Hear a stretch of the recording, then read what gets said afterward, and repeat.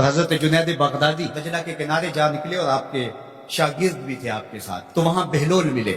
بہلول ایک مجذوب تھے، تو کہا کہ چلیے ان سے ذرا بات کرتے ہیں۔ تو شاگردوں نے کہا یہ تو ایک دیوانہ شخص ہے اور آپ اس سے کیا ملیں گے، آپ اتنے پڑھے لکھے عالم اور اتنے بڑے فقیہ اور صوفی، اور ایک دیوانے شخص سے آپ ملیں گے؟ دنیا اس کو دیوانہ کہتی ہے، بہلول دیوانہ۔ لیکن سادی بولے کہ سادیا نزدیک رائے عاشقاں، خلق مجنونند و مجنون عاقل است، اصل تو عاقل یہ لوگ ہیں۔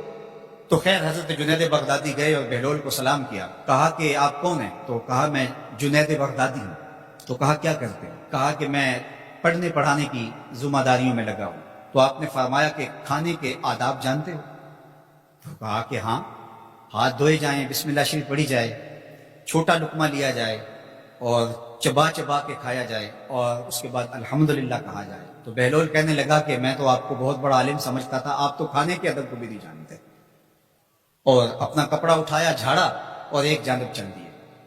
شاگردوں نے کہا ہم نے آپ کو کہا تھا کہ اس شخص کے پیچھے جانے کا کیا فائدہ، یہ تو دیوانہ شخص ہے۔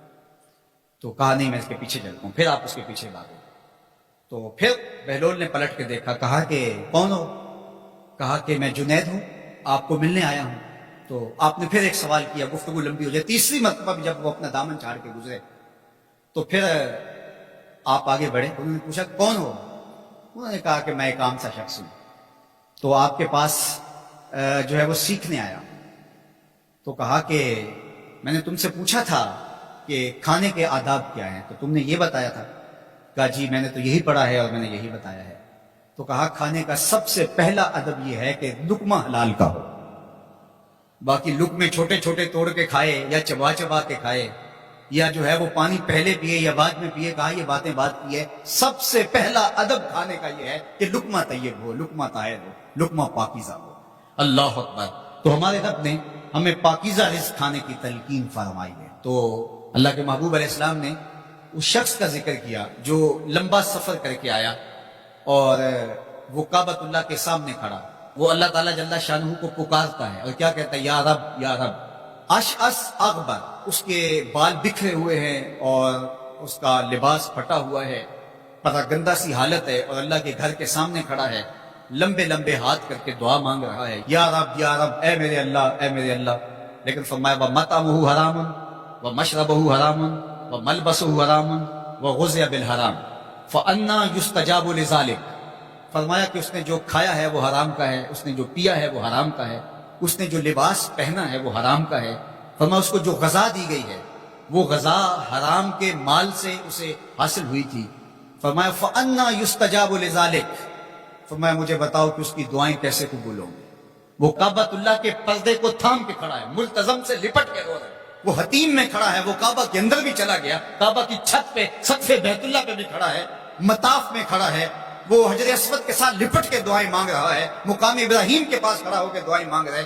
یمد و یدہ، اس کے ہاتھ لمبے لمبے ہیں، یا رب کے کلمات اس کی زبان پہ ہیں، اور اشعث اغبر، غبار آلودہ بکھرے ہوئے اس کے بال ہیں، اور حالت پراگندہ ہے کہ کسی کو گزرتے ہوئے بھی ترس آ جائے، اور اللہ کے گھر میں کھڑا ہے تو وہ کیوں نہیں معاف کرے گا؟ لیکن فرمایا مطعمہ حرام ومشربہ حرام وملبسہ حرام وغذی بالحرام، اس کا کھانا پینا لباس اور غذا حرام کی تھی۔ فَأَنَّىٰ يُسْتَجَابُ لِذَٰلِكَ، اس کی دعائیں کیسے قبول ہوں گی؟ بلکہ علماء نے لکھا کہ جو شخص حرام کمائی کھاتا ہے اس کی اپنی دعائیں تو قبول نہیں ہوتی، نیک لوگوں کی دعاؤں سے بھی اس کا حصہ نکال دیا جاتا ہے۔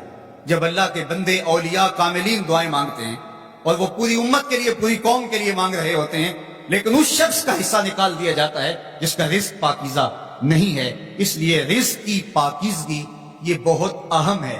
رومی علیہ الرحمہ فرماتے ہیں کہ اگر تمہارا رزق پاک ہوگا، تمہارا رزق ستھرا ہوگا، تمہارے سینے میں معرفت کا نور پیدا ہوگا، اور اگر تمہارے سینے میں غل، غش اور حسد، بغض، کینہ اور نفرتیں پیدا ہو رہی ہیں تو پھر تم غور کرو کہ تمہارے رزق میں کوئی مسئلہ ہے۔ تم کھاتے ہو، اس کے نتیجے کے اندر حسد پیدا ہو رہا ہے، بغض پیدا ہو رہا ہے، نفرت، سستی اور کاہلی اور عبادت سے دوری پیدا ہو رہی ہے۔